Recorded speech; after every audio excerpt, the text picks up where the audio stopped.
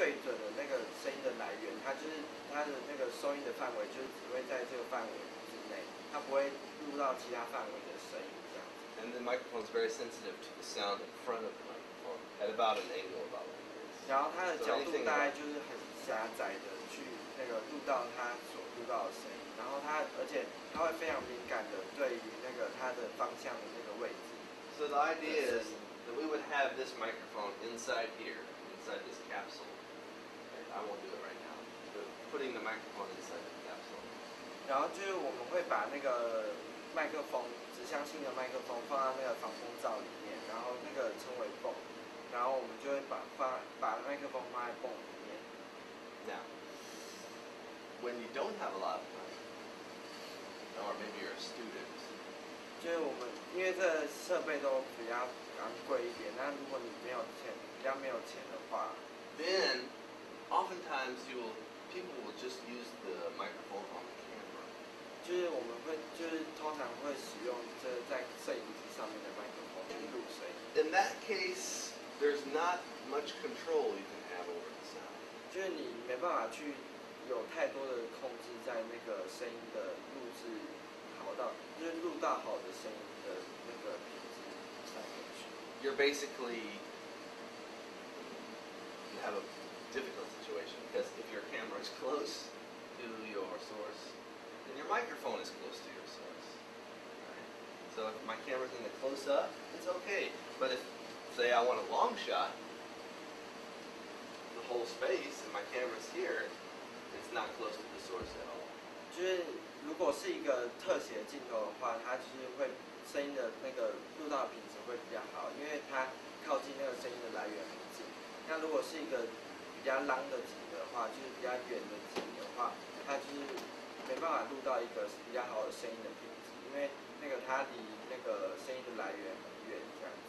So the best situation, even if you don't have a big budget and you're working on a small budget, is to try to get some kind of boom mic, where you can plug the microphone directly into your camera.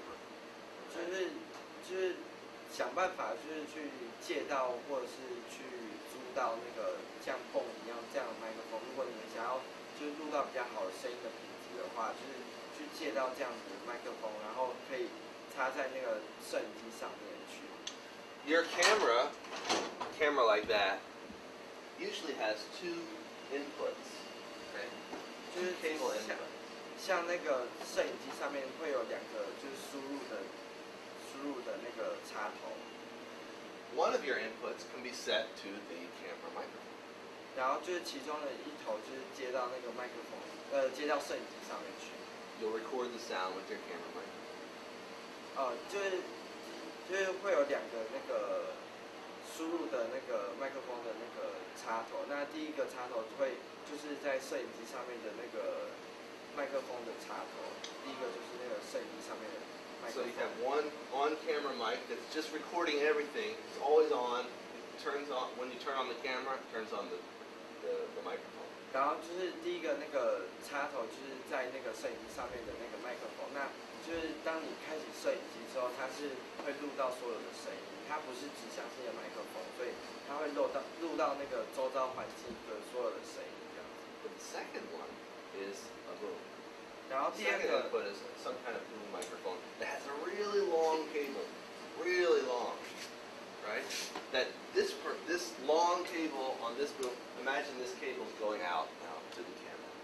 然后第二个就是第二个输入的那个插头的话，就是会接到泵上面去，然后就是它通常会有一个很长的 cable 线，然后去连接那个泵和那个摄影机这样子。 And you have a boom operator. Basically, this is what we call a boom operator, which is someone that's just always holding this and always pointing this at the sound that you want in the scene, which is almost always someone's voice. 然后就是我们通常会有一个在拍摄现场会有一个泵妹，就是去操作，就是称为就是泵的操作员，然后就是会去尽量的把那个泵的那个麦克风的位置指向我们的声音的来源这样子。 Okay, so if this is our filmmaker and this is our shot, and she's shooting Mickey, the boom man will always stand as close as he can to Mickey. Remember, get as close to the sound source as possible, as close as he can to Mickey, but just outside the frame, which is usually on the top, because usually you don't have a lot of headroom on your shot. You can usually see a lot down the bottom, but you can't see above his head. Like the shot cuts off. Usually most shots will cut off about here, right? Somewhere in this area. So we'll put our boom just above that area, if we can. Okay? If we can get that close. 我们在影片拍摄的时候，通常就是会把泵放在，就是用手把它举起来，然后就是放在那个上面，然后要尽可能的接近声音的那个来源，然后但是不能超出那个画面的那个范围之内。那就是通常会就是比较好的位置是在那个上面的位置，然后就是像这样子，就是可以直接录到那个我在讲话的声音这样子。然后就是因为如果从下面录的话，因为它如果就是它那个麦克风如果朝上的话，它就指向性的麦克风，它就会往上录，然后就可能会收到一些那个外面的嘈杂的声音，或者是天空的声音这样子。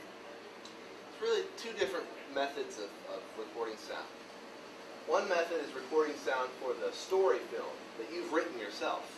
And you've designed all the shots, you've written the dialogue, you've done everything yourself, and you're just making the creation of your imagination. Okay? That's a story film. In that kind of film, you'll often see the boom like this. Okay? 就是有一种就是像是独立制片的那个就是小电影的话，它就是会有就是像那个老师这样的泵的操作员这样子去录到那个声音这样子。On a documentary that maybe you're following someone around or you're just going around shooting something in real life, you'll usually see the boom something like this. 然后像如果是纪录片的那个，像类似纪录片这样子的影片拍摄的话，就是会比较，就是因为可能会镜头的移动，然后去移动那个泵的位置，所以 Or maybe even like this. 比较远的。The guy just standing here like this. 就或者是就是有些比较不专业的那个人去操作那个麦克风的话，他就是可能会就是这样子的方式。There's a reason.